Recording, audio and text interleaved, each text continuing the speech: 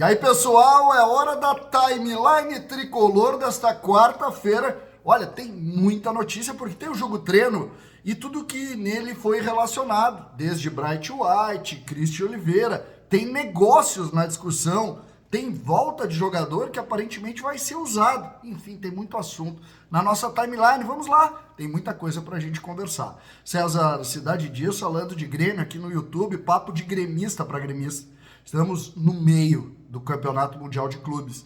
E a KTO segue com ganho aumentado para você. Segue com a Liga do Milhão. Tem tudo aqui na KTO. Faça já o seu cadastro e brinque com a KTO. Você vai se divertir. Eu já fiz a minha acumulada porque eu gosto dessa promoção do ganho aumentado. É muito legal. KTO.bet.br. Sempre acima de 18 anos, por óbvio, e jogue com moderação. KTO.bet.br. Gente, vamos lá para a timeline. Tem muita coisa legal para a gente falar hoje. Quero começar com o jogo treino, porque o jogo treino do Grêmio, que era algo que, de alguma forma, movimentaria o dia, mas acabou tendo muito mais repercussão pelo que tinha em torno dele do que propriamente pelas questões de ordem tática. O Grêmio separou em dois times, 4 tempos de 25, 30 minutos, o jogo total foi 5-1. O Grêmio saiu perdendo e depois fez gol com o Cristaldo, com o André Henrique, com o Arezzo, que fez 2 gols, e também com o Luan Cândido. E em cima dessa lógica, eu quero falar os dois times, tá, que atuaram. Primeiro, Volpi, Gustavo Martins como lateral direito, Wagner Leonardo, Kahneman e Lucas Esteves, tudo tem explicação.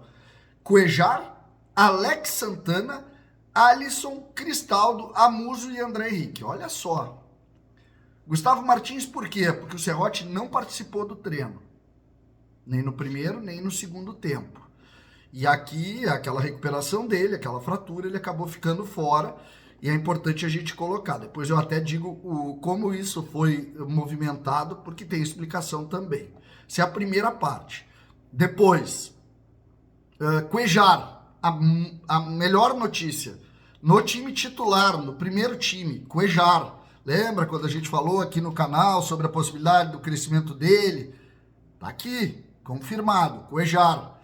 O segundo volante foi o Alex Santana, porque o Vijaçante não participou do treino também.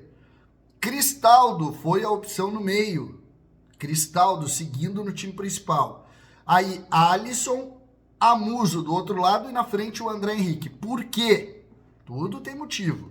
Bright White foi poupado porque sente dores no tornozelo.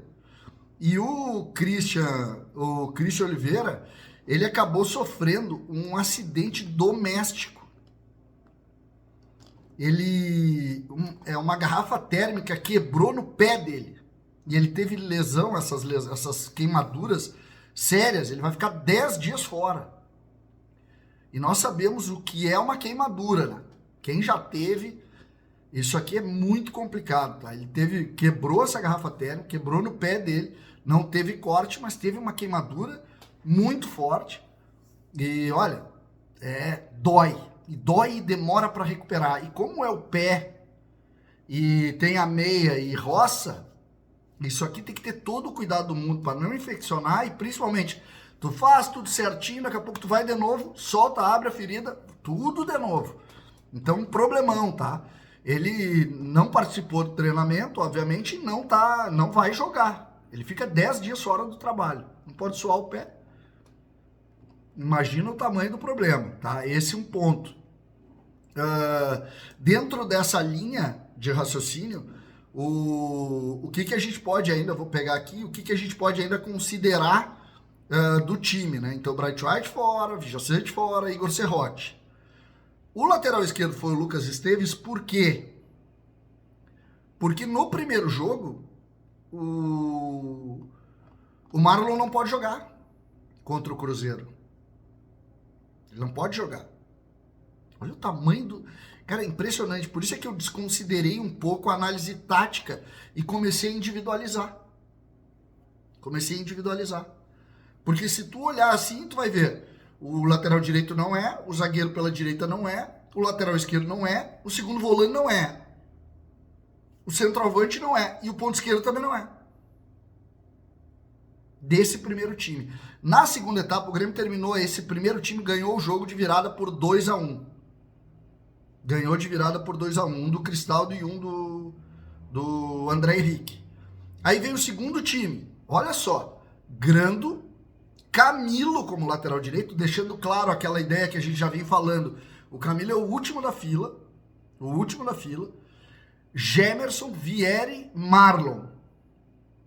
Gemerson como zagueiro pela direita, Vieri, Marlon. Dodi, Edenilson. Pavon, Monsalve, Riquelme e Arezzo. Aqui os reservas, em tese. O Aravena também não participou do trabalho. Então, aqui começa a gente a entender algumas modificações, algumas situações que merecem colocar. O Luan Cândido, por exemplo, entrou no lugar do Edenilson mais tarde como volante. Inclusive fazendo um gol, uma jogada do Riquelme, que escorou pro Luan Cândido fazer o 5º gol. Olha só, é em cima disso que a gente começa a avaliação, o início da avaliação desse processo. A gente falou, por exemplo, do problema do Christian, mas outras situações, o Arezzo, por exemplo, que fez 2 gols ali, participou de toda a segunda parte, segue, em tese, uma pressão para que ele saia. E se tu olhar, quem foi o escolhido foi o André Henrique. O Arezzo entra no segundo time, que vem a ser o terceiro, porque o Bright White, obviamente, é o titular. Se o Bright White tivesse à disposição, o André Henrique jogaria no segundo e o Arezzo esperaria no banco. É pesado, né? Então essa é uma situação.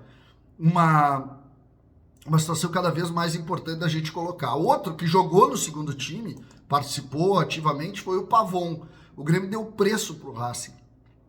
3 milhões de dólares. Se o Racing pagar 3 milhões de dólares, eu vou levar o Pavon. Aí nós vamos perder só 1 milhão de dólares.